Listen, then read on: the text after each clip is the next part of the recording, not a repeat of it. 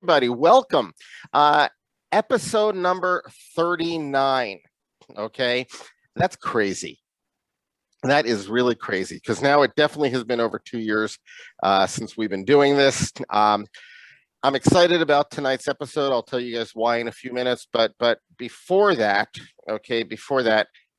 it's very important actually that I am going to ask everybody to unmute themselves for a second because we have a very special occasion. Tonight is the birthday of our co-leader, Eric Leader. So if you can all join me in saying cheers and happy birthday to Eric Leader. Yom huladet sameach. Happy birthday. Thank you. Happy birthday. He is celebrating his birthday with us. We appreciate that. Thank you very much, Eric. It's wonderful. So if everybody, if you could all just mute yourselves again, except for Eric, Jeff, and me, that would be wonderful. So let's talk about tonight's episode. This is different. Okay, we're doing something new tonight. Through our Facebook group, Eric and I have gotten to know many people. And one of the people whom we have become friends with is Jeff. Jeff Schwartz here. And Jeff is going to be with us tonight. He is a whiskey reviewer. And originally we were just going to talk to him about what he does. And then we had an idea. Why not have him do his job live with us with one of the people who's produced one of the whiskeys, okay? And that person's also provided us with other whiskeys. So here's exactly how this is going to go tonight. So Jeff and I are going to be having our interview. We're going to be tasting the whiskeys that we have. Two of them have been provided very generously by Michael Bloom and Dave Sweet, okay? And those two whiskeys are the Rivalry Blend, which many of you have heard of, the 50 State Blend Rivalry Blend. We also have the Barrel and Bottle Catoctin Creek Rye, which is finished in a Curacao barrel. We'll be talking about that. And then we are finishing off with the bottle that many of you have purchased already, which is our Starward, okay? Jeff, am I correct that you have not tasted any of these? I have not only not tasted any of these, I've only heard of 50 State Blend. I have tasted Starward. I have tasted Catoctin before. Okay, but not these expressions, of course. No, none of these expressions. Wonderful. And I want to point out to everybody that I put some stuff in the chat that I feel is important here. I put the link to Jeff's website, okay? Reviews.whiskeyfellow.net. So he is the Whiskey Fellow. I also put a list there of his 4 main characteristics that he looks at. He looks at appearance, nose, palate, and finish.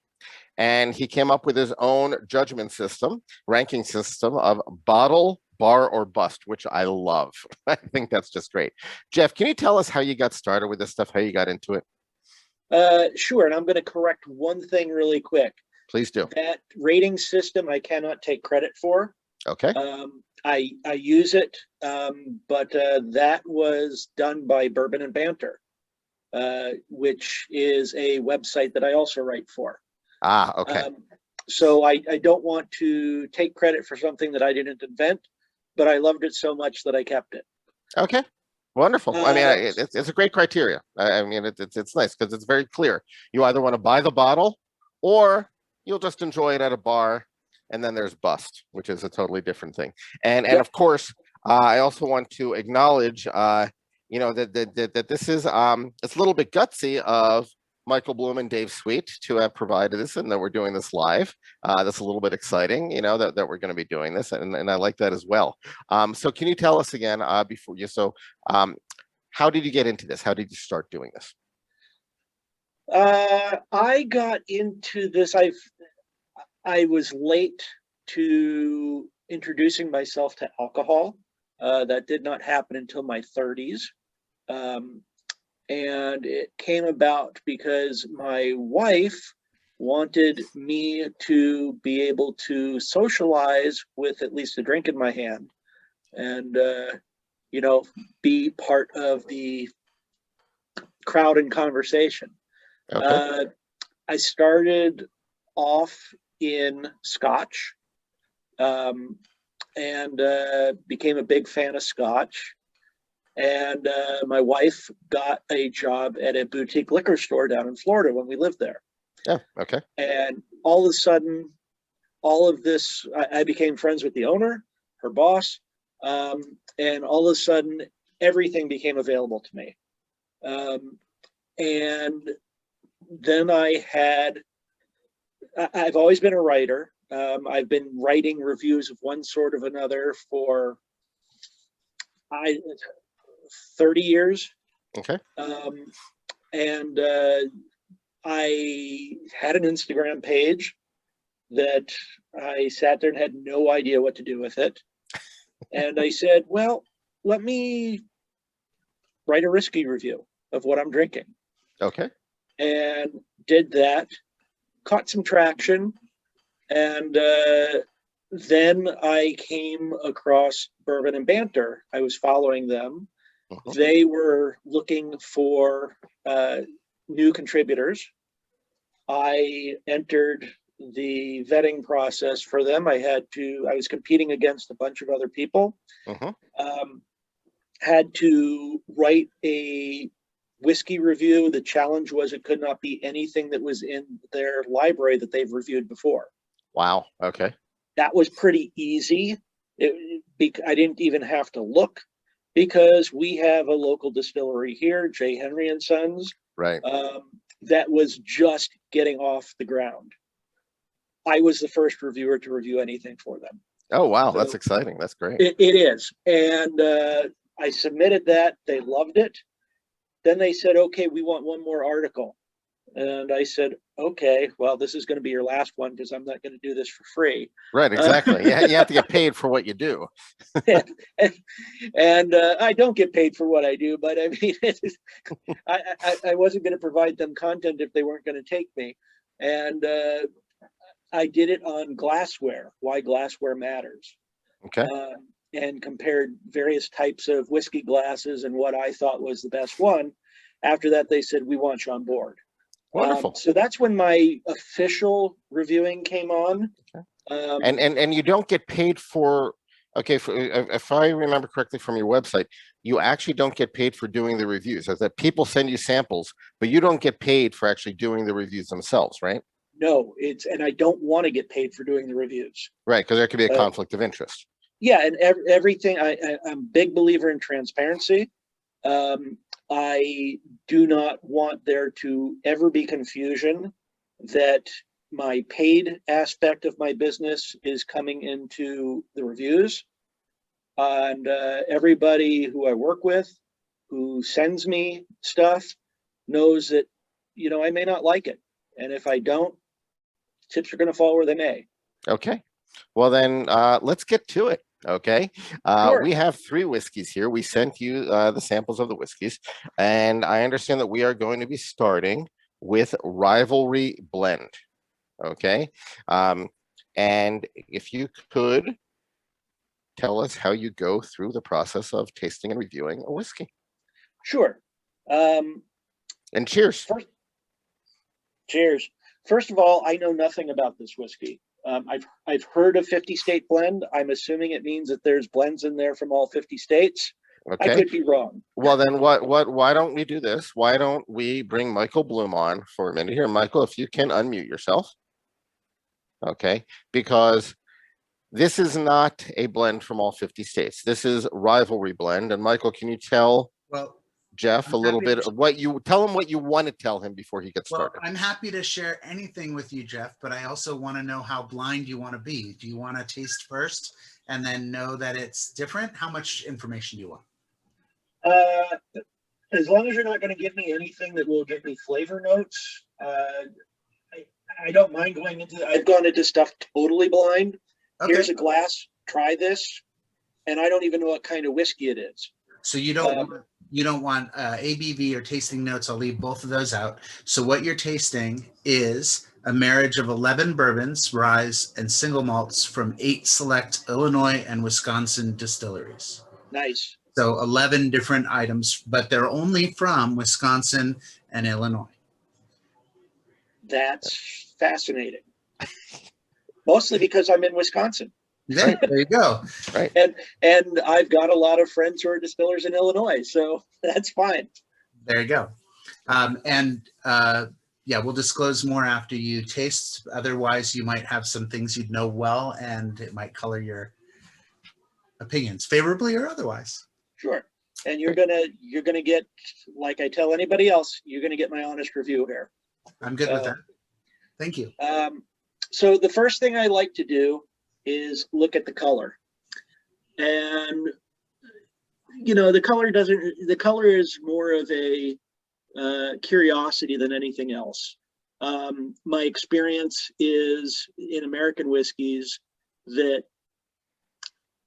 just because something's deep and dark doesn't mean that the flavor is going to be deep and dark. And just because something is a lighter color doesn't mean that there's going to be a lack of flavor. So it's a curiosity. I put it in there for the sake of doing it. But one of the things I do is gently swirl my Glencairn and see what kind of see if I can get this on camera. I may not be able to see what kind of a rim forms on this. And I don't think that that's showing up well. But the rim on this I would describe as medium weight. And it's got some droplets on the side of the glass that are slowly coming down. One of the reasons that I do this is, again, not because it means all that much, but it allows the whiskey to breathe instead of me taking a mouthful of something that just came out of the bottle. So it's a delay tactic more than anything, but it's a quality of the whiskey at the same time. You can make some assumptions as to what the body's going to be based upon the rim. So what assumptions are you making now? Right now, I am making an assumption that this is higher proof. I'm going to guess that it's going to be a bit on the oily side versus on the creamy side, but we'll find out if I'm right or not. Okay, wonderful. So then you next go to, from what I see, you next go to nose then, right? Right. Okay. And the nosing does not just involve the nose. The nose involves the mouth as well. So what I tell people when I host tastings is I tell people, you know what, if you're smelling it, first of all, if you're sticking your nose in it, that's the absolute wrong thing to do. You're going to get a nose full of ethanol. And if you pick up stuff, great, but you're not going to pick up what's there. So what I like to do is I like to tell people there's 3 zones. One is your chin, one is at your lip, and then one is just under your nostrils. And if you smell with your mouth open and pretend you're like a dog or a rabbit and take little short sniffs with your mouth open, it takes some skill to do that. You can pick out flavors, or you can pick out aromas better than when your mouth is closed. So what are you getting? I don't know. I haven't started yet because I've been talking.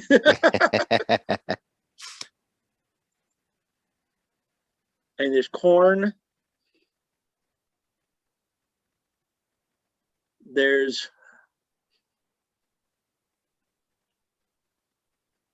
I'm picking up some candied fruit, which I'm guessing is coming from the malt portion. There's rye, a floral rye.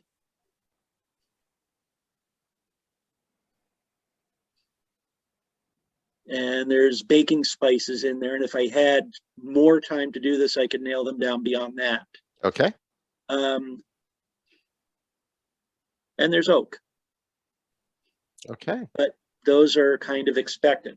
So part 2 to this, which one of my good friends in the liquor business does not ever understand why I do this, is the second part of this is mouth.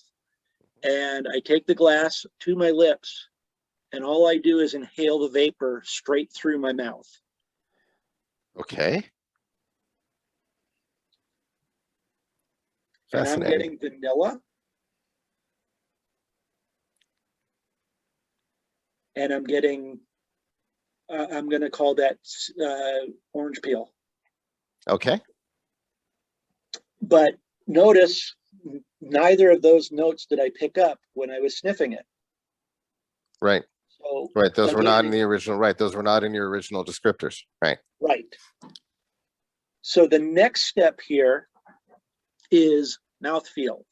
And I understand that that's something that the audience loves here. So mouthfeel, I will also call it texture.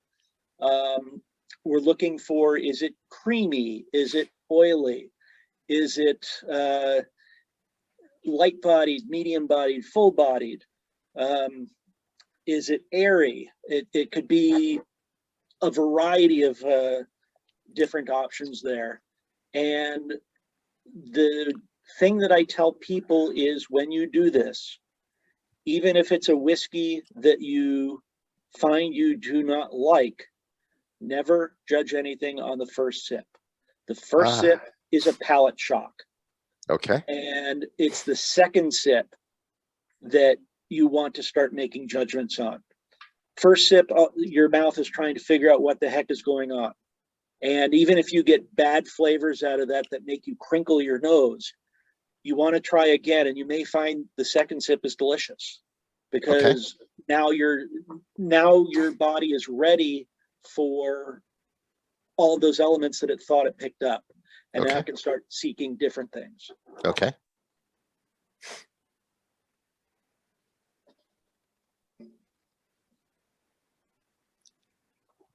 Recommend swishing it around in your mouth. Mm-hmm. Can definitely feel the proof on this.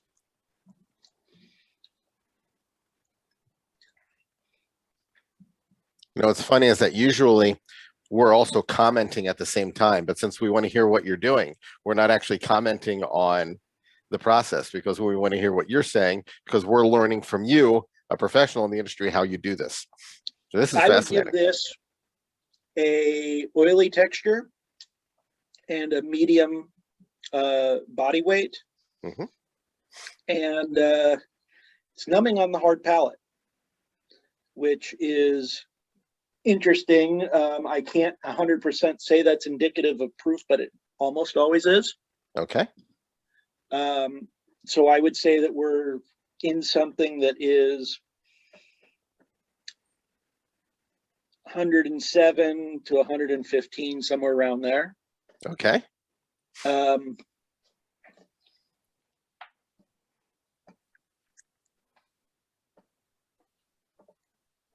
Up at the front,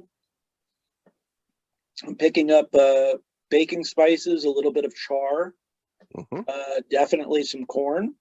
Mm-hmm. And I try to, I mean, if you study a whiskey long enough, you can pick up a million flavors, kind of like what Old Forester claims. But I try and limit it to three. You know, 3 on the front, 3 on the middle, 3 on the back. Okay.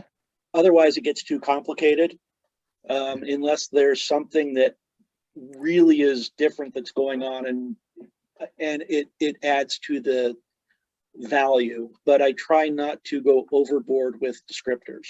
Okay. You know, it's funny because a lot of the single barrel people out there, they like writing paragraphs that describe everything and everything that they're getting from it. And I like your minimalist approach because it makes it easier to compare, you know, whiskey A to whiskey B if you're keeping it simple. Yeah. And I mean, at the end of the day, my reviews are geared towards the common whiskey drinker. You know, I'm not looking to hit up the person who knows absolutely everything about whiskey and who's going to pick apart every review. I'm writing to somebody is saying, I want to try, I've heard about this whiskey. I want to try it. What's it got?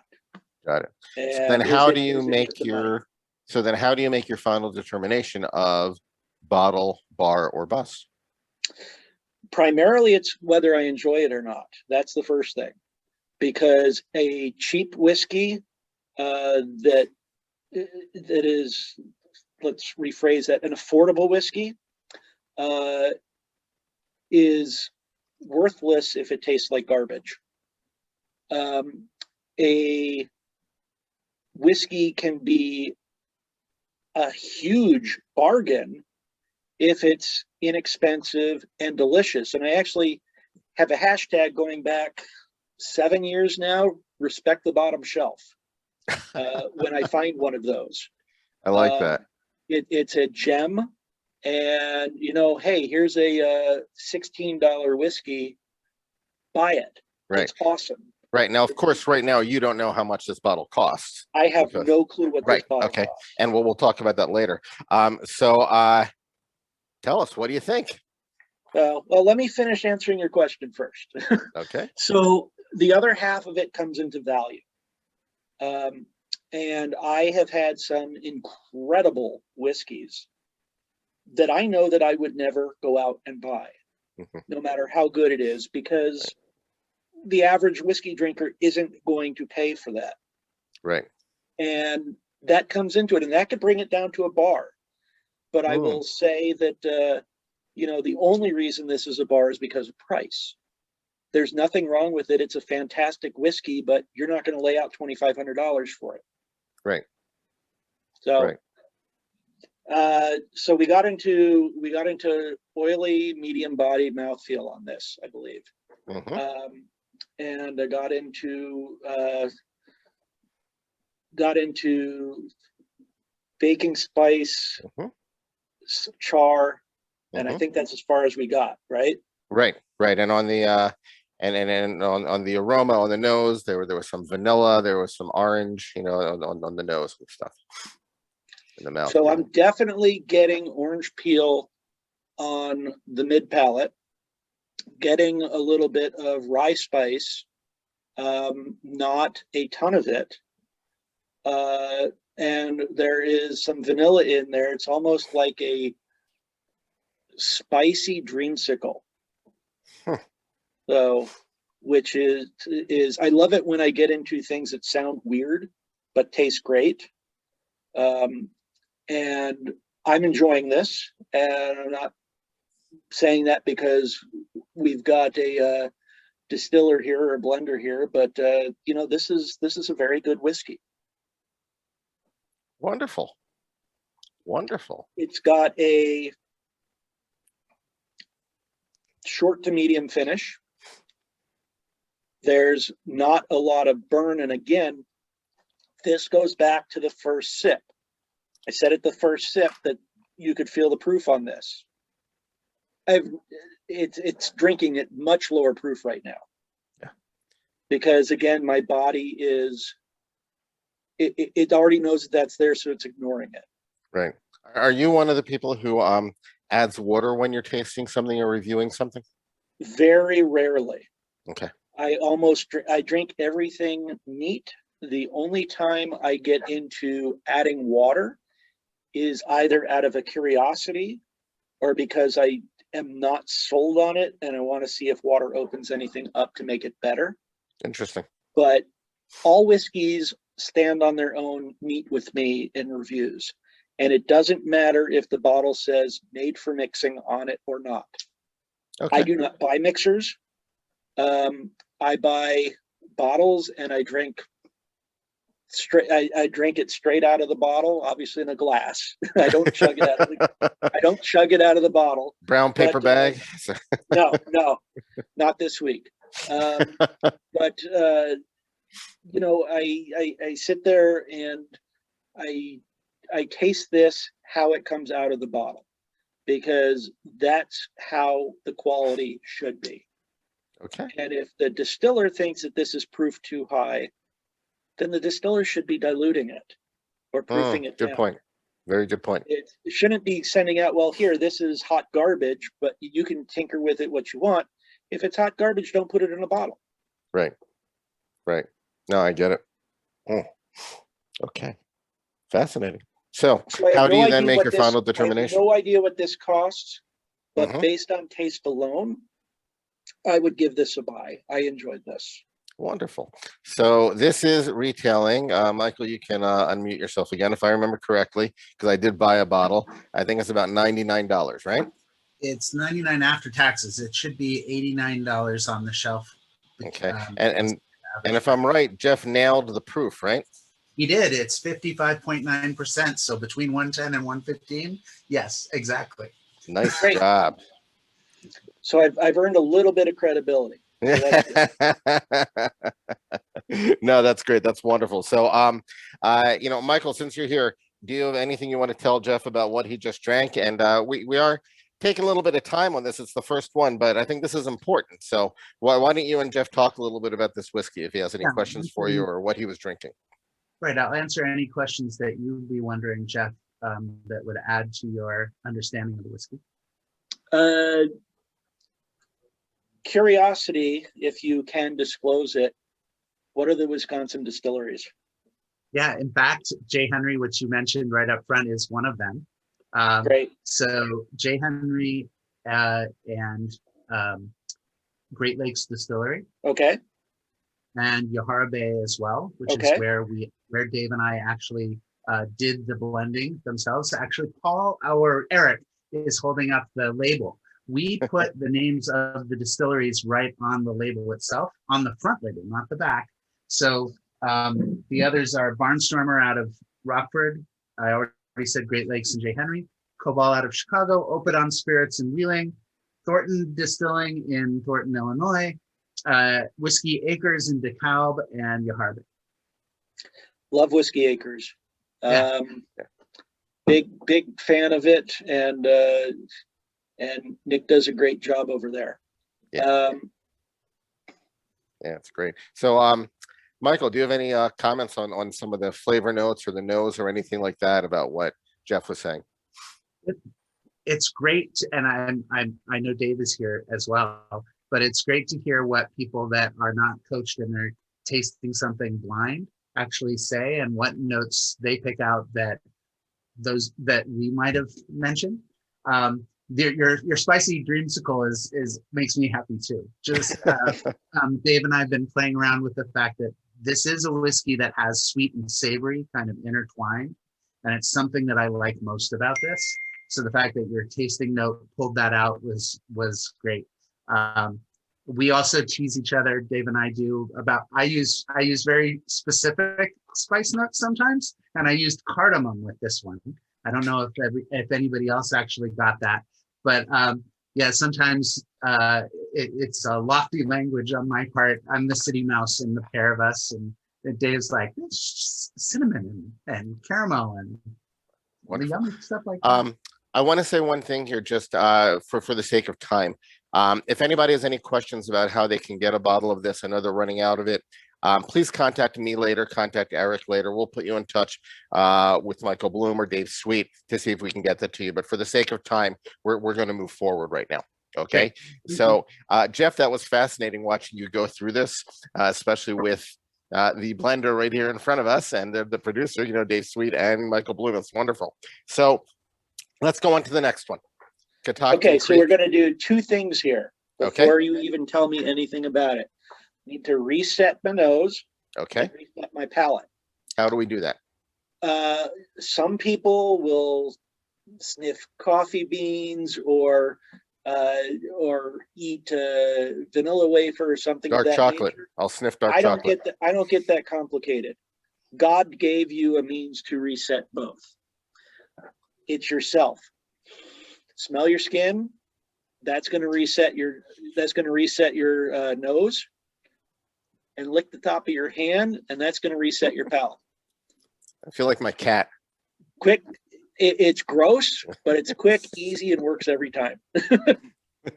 And I mean, you can do that with the peatiest stuff in the world, and it will still work. Wonderful. All right, Jeff. So take us into Catoctin Creek, aged in Curacao. Okay, the first thing I'm pulling out is herbal, and that's before I even did anything with this. Just bringing it to my face. This is what I would describe as a thinner rim, but it's got heavy, thick, fast legs. It is certainly a darker color. That's almost chestnut.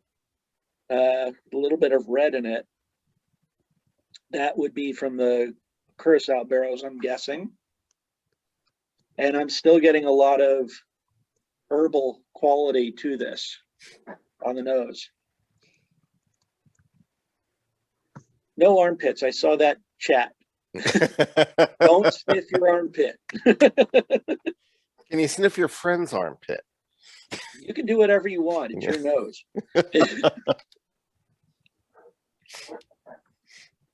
Okay, I'm getting wood underneath the herbal, and I'm going to tell you that herbal is one of those things that I am challenged to get past. It takes a lot of work for me. You did what do you mean by that? Is that something that you're saying is a little bit overwhelming? Yeah, but it's Okay. not the fault of the whiskey, it's the note itself. Okay. And it's anytime I come up on something herbal, it's the first thing I pick up, and it's the hardest for me to overcome. Okay. But I mean, there's oak in there, a little bit of vanilla, definitely orange.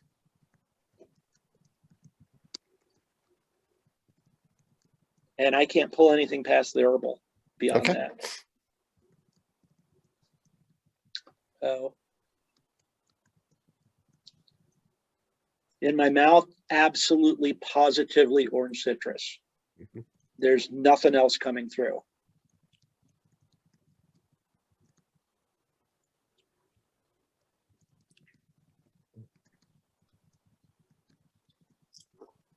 That's a very oily mouthfeel.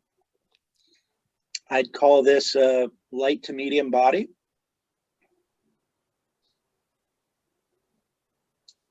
And picking up, even though it's first sip, picking up a whole lot of clove.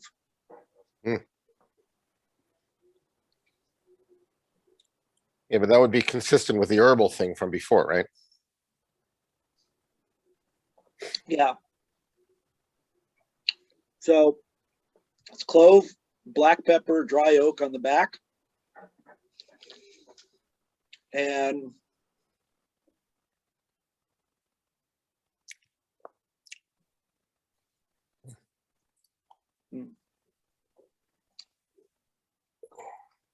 now I'm getting vanilla and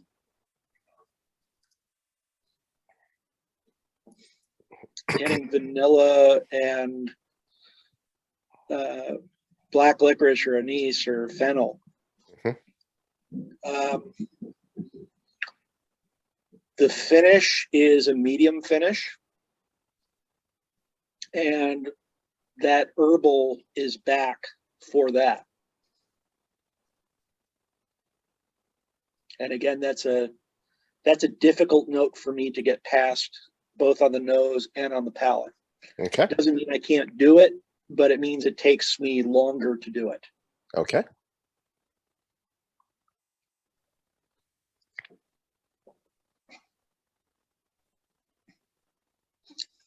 And I'm going to say, without knowing cost on this, and I'll also state this is drinking higher than the last one as far as proof goes. Okay. Even after multiple sips. This is one that I would rate as a bar, and not because there's anything off-putting about it, but this is going to be a polarizing whiskey, and it's going to be a love it or hate it thing. Mostly because of the herbal and the spice and the anise. Yeah, because those aren't typically flavors that are associated with whiskeys. You know, that a lot of whiskeys, aren't going to be dominated by those flavors as much as you think this one is. Right.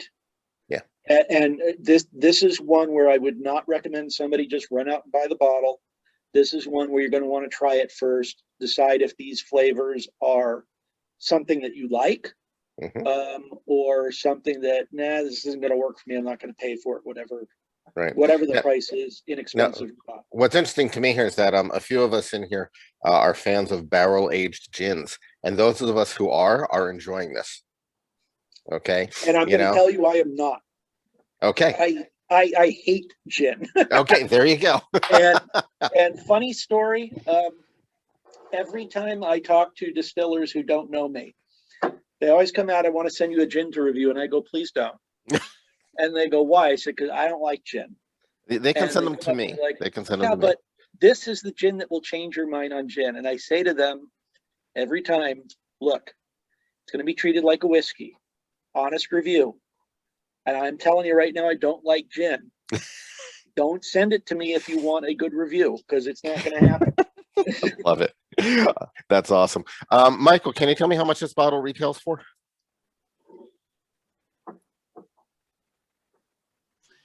This one is in the 70s, $75 to $79 a bottle. Okay. Would that change any aspect of your rating, Jeff? No. Okay. Because this is one, if it was a $20 bottle or a $100 bottle, there's too much going on that you need to taste before you commit to something like this. Got it. It's too unique. I don't know if you saw the comment here from Mike Varive from Fox Valley, but he said, next time I send you some samples, I'm going to include a gin. I'm going to assume that it's the clear one that I'm not going to want. So Nice. Actually, several months ago, many of us were really turned on to barrel-aged gins when we got one from Tamar Distillery, Mendocino Spirits. They sent us a gin that was aged for 5 years in Limousine Oak, and it really blew us away. It was amazing stuff. I'm actually going to be visiting them at the end of the month. I'm going to be seeing them at the end, visiting the distillery, but it actually got me started into buying barrel-aged gins, which I've started doing. I will tell you that the only gin that I could, and I use this word, and I'm the same way with tequila, the only gin that I could put up with, which does not mean that I enjoy it, but I didn't find it overly offensive, is I believe it's a summer gin by Leopold Brothers. Okay. Well, they're doing some innovative stuff, so that's not surprising. They are, but I mean, it's my point is there's something called Drink Curious, which I want to taste everything. I don't care what the hype is, and that's the beauty of this blind tasting here. I don't care what the hype is. It doesn't matter to me. Right. I want to know what's in there, and everything gets judged all by itself. And I will taste gins and I will taste tequilas. I don't like them, but I'm curious, and I'm always wondering, hey, is this the one that will change my mind on it? But at the same time, I want distillers to know that if you send me gin and I don't like it, it's getting a crappy review. Right. Have you had the Mendocino 5-year? I have not. All right, we'll have to talk. We'll see. All right, so let me tell you about this last one. So Starward, you have had Starward before. Okay. I have had several Starwards. Yes, you've had several Starwards. This Starward pick you're about to have, I'm not going to give you any details other than to let you know that this was this particular bottle has a special place in the hearts of the people on this call, because this was our first and still only single barrel pick. Okay. But it's okay if you tell us that you hate it, because we're cool. We're okay with it. You know, that's perfectly fine. Yeah, but I want you to go through your front. I've not tried Starward that I hate. Okay, well, then that would really be a kick to the nuts if that happened. But you know, we'll see how that goes. But please take us through your process with this particular Starward single barrel. Sure. So the one thing I know about Starward is it's aged in wine barrels, and I'm assuming that this is no different. So this is, I'm running out of good light here, but this is kind of a reddish coppery color. It's got a very thick rim. It has, I'm getting some sticky droplets mixed with long legs. So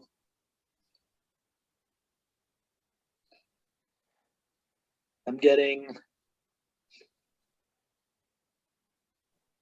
something soapy, and I'm hoping that it's not the glass. There's a vanilla in there. There is a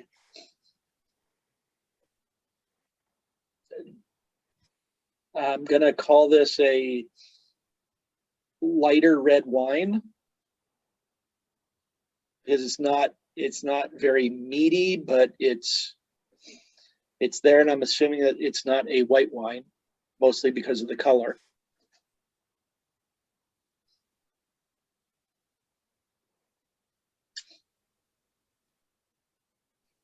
That's all that I'm picking up out of the nose, and the soapy smell has me concerned it may be the glass.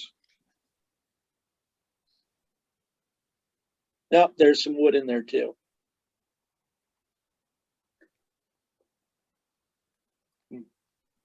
Okay. There are definitely fruit notes when I inhale through my mouth.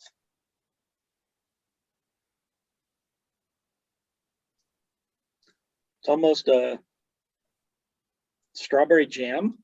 A little bit of watermelon, which has me really curious now what kind of wine cask they used.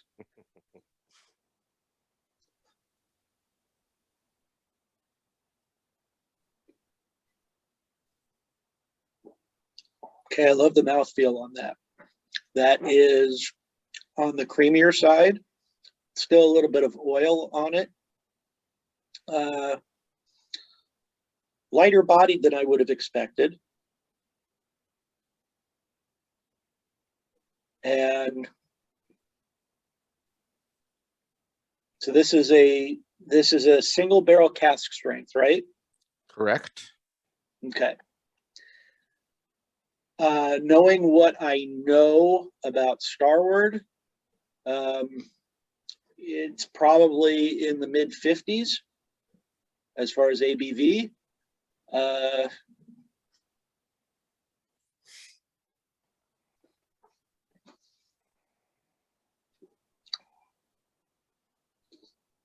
Boy, there's some apricot there. A lot of different fruits. There's pear, there's berry, there's golden raisin.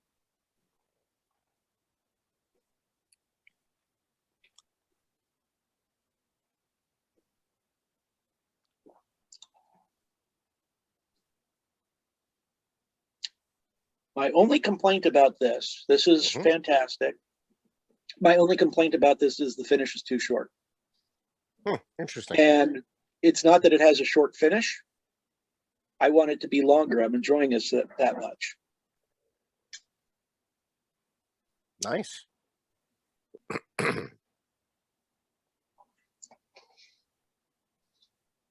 This is one where if it's under 120, I'd buy it. Okay. So, this, depending on, so when we got it to everybody, after tax, so actually pre-tax, it came out to about $65 a bottle. Okay. It's a steal. Yeah. And we got half of the cask, but I'm going to answer some of your questions here. So, Shiraz cask. I wouldn't have assumed that it would have been that. So that's interesting. Yeah. And according to Starward, I actually have the Starward tasting notes up here. On their notes, it says aroma, stewed plum, vanilla, and coconut. Okay. Could have been. I got the soap, so I'm thinking that's my glass. Okay. Well, I mean, but you're not the actually. Lynn Schatz, who's on here, she got some soap from this too. And by the way, you are right. This is the ABV on this. This is 55.4. So you nailed that. Okay, great job. Starward says that the palate, they have it as medium bodied with flavors of cherry, coconut, and spices. And their finish, viscous mouthfeel with subtle drying tannins, lingering finish of toast, and red fruits. So there you go. I'd agree with that. And it's interesting that they do a better job, in my opinion, than most brands do of describing what's in the glass. There are too many times where I look at the description on their website or I look at the description on the label if they printed it there, as to, hey, here's what this tastes like. It's like, I have no clue what you're tasting, but it's not this. Got it. You know, but that's marketers for you. Got it. This was very enjoyable. Wonderful. And So I would say out of the three, it's the best one that I've tasted. okay. Well, thank you for that. We appreciate it. But there wasn't a bad bottle in the bunch, which is nice. There were no busts, Yeah. which is No, there wonderful. were no busts. Right. And actually, I don't want to bring Dave Sweet on here because Dave, Dave provided some of what we have here today. So, Dave, if you can do me a favor and unmute. How are you doing today, Dave? How's life? All right, Gil, how are you? Fine, thank you. I got to tell you that it takes some guts for both you and Michael to do something like this. And I want to tell you from everybody here, I want to raise my glass to you guys for this because it is very, very challenging to hear somebody review you in public when you're just sitting there watching it. And, you know, I really, again, cheers to you guys for participating in this, for helping us with this, for letting us watch how Jeff does it. What impressions do you have about tonight and, you know, the rivalry blend and the Catoctin? Is there anything that you want to tell us or anything that you want to discuss with Jeff about this stuff? You know, it was interesting, and after so many years in the business, it's always interesting to hear how people evaluate whiskeys and the different palates. The baking spice and everything else. Just for the background on the Catoctin, it's 100% Catoctin Creek rye that was finished. It was done, and then they threw it into Catoctin uses 30-gallon barrels. So they took 2 barrels, combined it into a full 53-gallon barrel from Copper and Kings that had previously made orange carousel or aged orange carousel. We left it in that barrel for a full year. So Okay. I picked this barrel. Jeff, you nailed it. It's funny. I don't know, Michael, if you were, I thought you were chuckling. You're absolutely right. I build this, I sell this as a love or hate whiskey. You know, obviously all the orange, all that anise and all that gin type notes.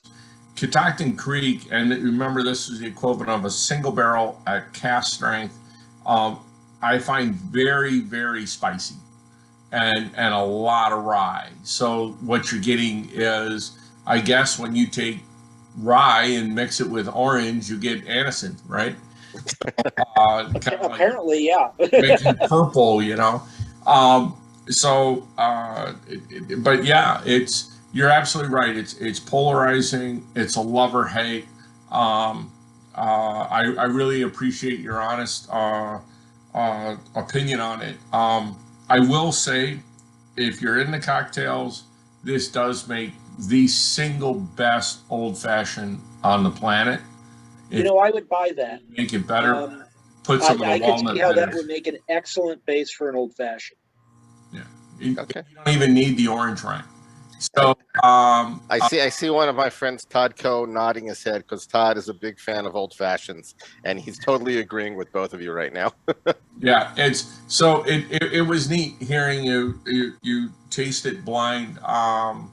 And yes, Gil, you're right. It's a little edgy for Michael and I to be sitting up here waiting for the analysis. Fred Minnick just reviewed Rivalry, and he insisted on jerking my chain a little bit and dragging it out until he gave us his. I watched that. A few of us watched that, and I got to tell you, I was as nervous as you guys were watching that because I knew that you were on the edge of your seats. Because Minnick, obviously, you know, being who he is, with his following, that's pretty amazing. But Jeff, do you have any particular questions for Michael Bloom or Dave Sweet about the first 2 whiskeys that we tasted? Yeah, I do. So with the Catoctin, what part of the palate did Fred say was marzipan? Well, Fred hasn't done the Catoctin yet, and Okay. he's taken some personal time off. Yeah, no, I know. Some personal issues. Yeah, So, Fred reviewed the rivalry blend. Yeah, but Fred, the rivalry. he reviewed the rivalry, but Okay, well, where in there did he find the marzipan? he didn't. But Bernie Love is notorious for Bernie's best line, and I have stolen it 100 times. Is what the hell is marzipan, and who put it in my bourbon? That's awesome. That's great. So I want to bring a few other people in here right now. So Michael Vareve, I'm going to put you on the spot here. So Michael, a lot of people don't know Michael. Michael runs a lot of very popular, successful whiskey groups online. Fox Valley Whiskey Society. They have a lot of single barrel picks. They do a lot, and obviously they send stuff to Jeff for his review. Michael, how are you doing today? Where are you calling in from today, Michael? So I recently, well, I don't say I recently, but like almost 2 years ago, moved from the Fox Valley region of Illinois, which many of you will probably know, being Geneva, St. Charles, Batavia, down to the beautiful, sunny, beachy area of Myrtle Beach, South Carolina. Has it been 2 years already?